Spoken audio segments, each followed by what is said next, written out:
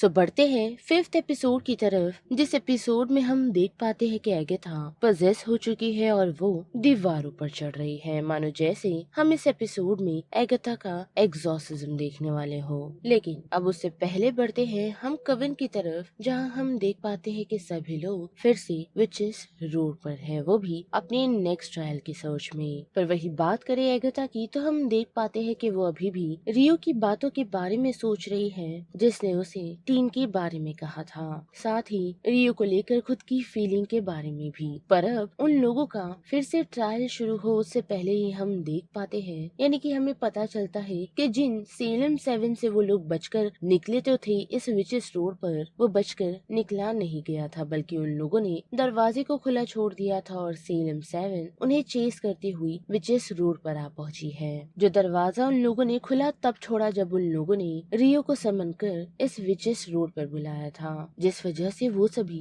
वहाँ से भागकर निकलने का डिसीजन बनाते हैं, लेकिन उन्हें ज्यादा टाइम चला जाएगा, जिस वजह से टीन उन्हें कहता है कि उन्हें झाड़ू का इस्तेमाल करना चाहिए, जो उन्हें यूज करना पसंद नहीं, लेकिन फिलहाल अब उन्हें उन सेलम 7 से बचना है, यानी कि एगथा की बहनों के बच्चों से, तो उन्हें उसका इस्तेमाल करना ही होगा। और हम देख पाते हैं कि उसकी मदद से वो लोग उनके नेक्स्ट ट्रायल तक तो पहुंच जाते हैं, जहां एक सेलम उन लोगों का रास्ता रोकती हुई खड़ी होती है, लेकिन फिर भी वो सभी वक्त रहते घर के अंदर एंटर कर जाते हैं और एंटर करते ही सबसे पहले उनके कपड़े चेंज होते हैं, जो इस बार काफी ही नॉर्मल है, यानी कि हम ऐसा कह सकते हैं कि वो सभी कैजुअली स्लीप ओवर के लिए ड्रेस्ड हुए हैं। और आसपास के माहौल और कुछ नोटिस करने के बाद उन लोगों को पता चलता है कि ये ट्रायल एगथा का है, जिस वजह से टीन को ये समझ आता है कि एगथा वो विच है जो आत्माओं से बात कर सकती है। और उनके सामने ओहिजा बोर्ड आकर गिरता है, जिसके बाद के वो लोग उस ओहिजा बोर्ड को इस्तेमाल करने का डिसाइड करते हैं, लेकिन उससे पहले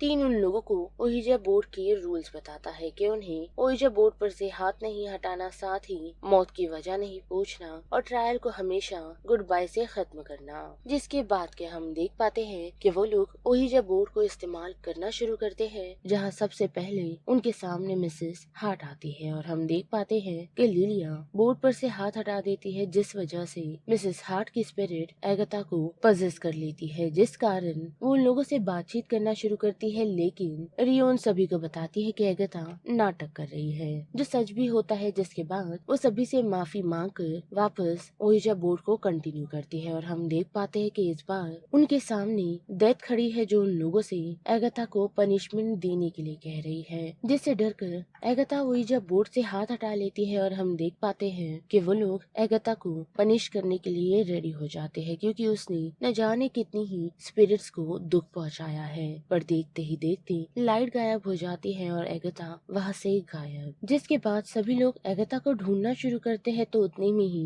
लिलिया की नजर हैवी ब्रीथिंग साउंड पर पड़ती है, जो डार्कनेस से आ रही है, और वो आवाज टीन को मजबूर करती है ऊपर देखने पर, जहाँ हम देख पाते हैं कि एगथा सीलिंग से चिपकी हुई है, जो फिलहाल इस बार सच में पजेस हो चुकी है, जिसे देखकर जब सभी लोग डर जाते हैं तो एगथा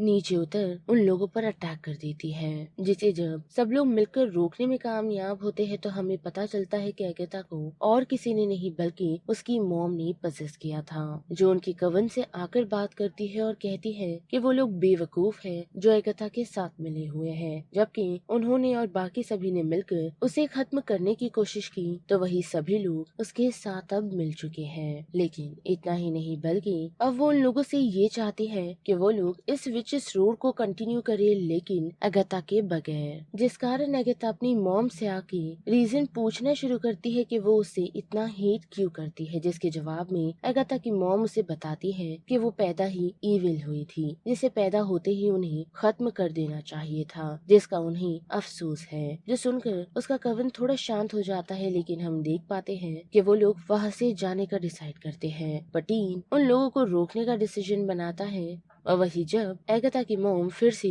एगाथा को पजेस कर लेती है तो एलिस उसे रोकने की कोशिश करती है, वो भी अपने मैजिक को इस्तेमाल करते हुए, जिस प्रोसेस में हमें काफी अच्छे से पता है कि एगाथा काफी चालाक है, जो एलिस की पावर को स्टील करना शुरू कर देती है। वहीं हम देख पाते हैं कि टीन इन सारी चीजों को रोकने के लिए उस ओहिजा बोर्ड की मदद लेता है, जिससे उसे पता चलता है कि एगाथा को रोकने का एक ही तरीका है, वो भी उसके बेटे निकोलस क्रैच से बात करने का। पर तब तक काफी देर हो चुकी होती है, क्योंकि एलिस ऑलरेडी मर चुकी है और उन लोगों के लिए बाहर का रास्ता भी खुल चुका है। पर टीन अभी भी काफी नाराज है, जिस वजह से वो एगाथा को क्या कुछ नहीं कह देता कि एक विज बनने के लिए उन लोगों को अपने ही लोगों को खत्म करना होता है, और अगर ऐसा ही है तो उसे विच नहीं बनना। लेकिन हम देख पाते हैं कि एगाथा मुस्कुराते हुए उससे यही कहती है कि जिस चीज के लिए वो अपोज कर रहा है वो भी वैसा ही है, ठीक उसकी मॉम की तरह। और इतना कहकर वो वहाँ से निकलती है, लेकिन हम देख पाते हैं कि टीन अपनी पावर्स को इस्तेमाल करता है और एगाथा को